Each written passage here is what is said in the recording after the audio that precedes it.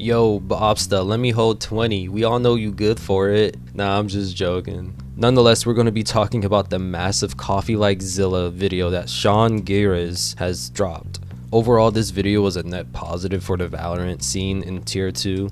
But when you have an hour-long video that could have easily been at most 20 minutes, of course there's going to come criticism, some of which I agree with, some of which I disagree with. Now, before we start, I'm going to say something that a lot of people probably won't like me saying. Whether if it's Sinatra, Fluorescent, or even Bob themselves, it's always innocent until proven guilty, so keep that in mind. I feel like that's a thing that a lot of people in the Valorant community have forgotten. Like, I don't think it's bad to expose crypto bros who are trying to ruin the competitive integrity of Valorant. I think that's a very net positive thing that Sean did here in this video.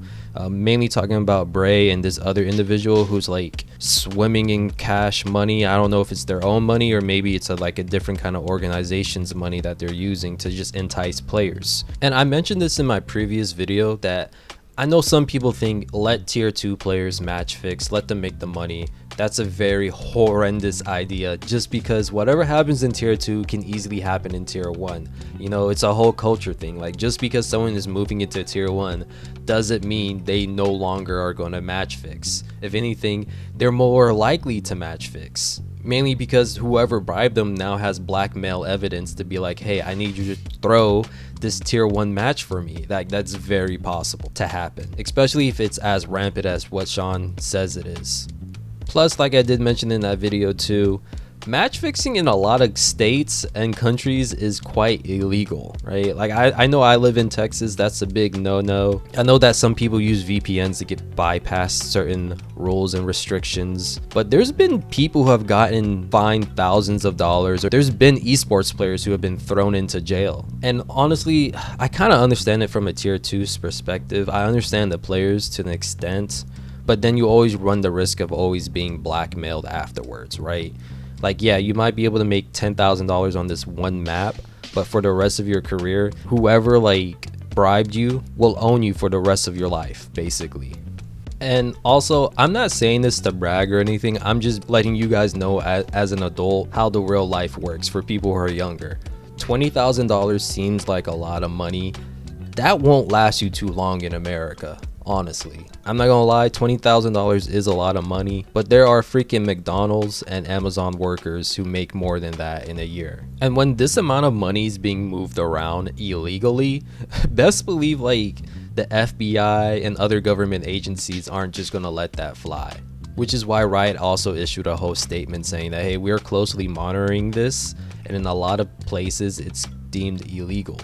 Like, even Riot doesn't want this kind of thing going on because I'm sure they don't want the government all up in their business too. And like, Sean did name names, right? Like, the people who are saying this was a nothing burger, it wasn't. Sean named a lot of people, from individuals that the majority of us didn't even know existed to big names in tier 1 like Josh freaking RT, the head coach of G2 Esports. Now, in Sean's words, he basically said that Josh RT was used as like credibility, being like, hey, look, we got a tier 1/tier 2 coach on our side following us, we're legit. Basically adding credibility, you know, to make them seem valid, which is why I'm always kind of careful with what kind of sponsorships I get. Like on my main channel, when I had like a lot of like decently sized esports videos, I would get approached by sketchy emails of people saying, hey, can you promote our gambling website? And I usually just ignore those emails because they're not from legit websites like Prize Picks or Underdogs, you know? Like, I know some people might dislike this, but I'm okay with those websites existing because they bring out gambling to the public, so it's easier to catch these like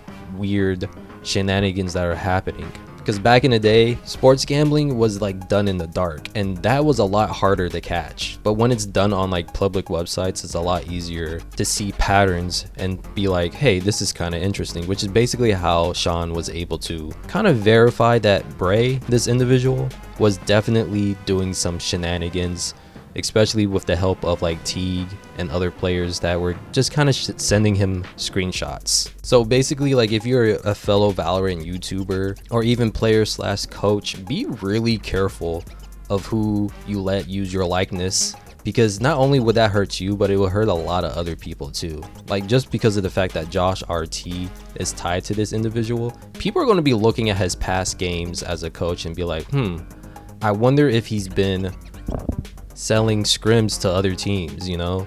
And that's the kind of train of thought that you just don't want to tie to your name. You be really careful who you associate yourself with. But of course, let's talk about the bad, which, you know, is the Valorant community and how they like talked about this massive video that Sean delivered. Of course, you have people joking, saying like, oh snap, John Cena is also part of match fixing. Obviously they're joking, but just as a heads up, there was a point in time where John Cena was just following everybody on this website. I don't know why, but that's just what he was doing, so that's what most likely happened here. But what's really interesting is how people were just dismissing everything that Sean was saying in this video because of the way he talked about his evidence, other evidence outside of these DMs, basically him VOD reviewing. And I would say he went too in depth with the VOD reviewing. You know, a lot of people who are watching this probably has never seen Valorant or are very casual, so VOD reviewing in this depth doesn't really make a lot of sense. He should have like really toned down the amount of VOD reviewing that he was doing and just focus on like clear throws, like when teams were jumping out of smokes that were mollied. Like, come on now, like I peaked freaking plat 3. Even I know that's a brain dead play. Like, yes, we have people like Stewie2K who is known in CSGO of jumping out of smokes, but mollies? Come on, bro, that's too much. That's too much. That's too brain dead. Like, people have to realize, like, if you're in tier 2 of Valorant, you're radiant. So certain plays where teams aren't using their ults for 7 rounds is insane. Like, stuff like that you can call out, but when he's nitpicking whiffs like these, it kind of does devalue his credibility as a whole, and that's what people were trying to do.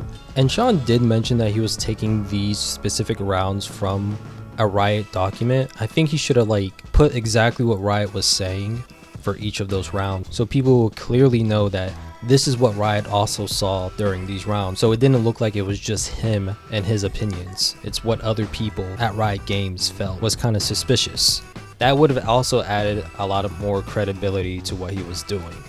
And I think some of the people who are trying to devalue his credibility and nitpicking his VOD reviewing are also kind of sketchy. Like, if you're willing to dismiss everything that Sean said in this video, I pretty much think you're a part of match fixing too, you know? The evidence that he put for like software cheating could be a little weak, but it's really hard to prove software cheating. And when I say software cheating, I mean like walling or even like sharing people's screens. Stuff like that is a little bit harder to prove. I do believe that there is match fixing going on. I also find Mr. Funhaver here hilarious. It kind of like ruined Sean's investigation because he wanted to crash out on Twitch, basically saying like, hey, yeah, I decided to take the back seat here and let Sean do his thing, which I just find him so sus. Like, this man is so sus. If anyone, like, if he didn't even say anything on Twitch, Sean probably would have had a lot more names, a lot more evidence, and a lot more orgs that he mentioned outside of Prosperity and Burger Boys, which we basically know have been compromised to some extent. We don't know if it's the organization itself or maybe just 1 or 2 players. It's probably just 1 or 2 players on both teams that are compromised rather than the whole organization. And this whole expose, I think Sean did a pretty good job at. If anything that I could say was just, it was too much VOD reviewing. Like, this video at most probably like 25 minutes long. That's all it needed to be, is 25 minutes long to make your point solid. And you have to also realize that Sean is taking a big risk here too. When another esports journalist was talking about the corruption in CSGO, the man was flamed for years. And it wasn't until like some ex-girlfriend's tweet that kind of exonerated him, you know? So the same thing is happening to Sean here, where the people who are actually doing the match fixing and making the money are trying to like destroy his character and position in Valorant. Like, this is a very brave thing to do.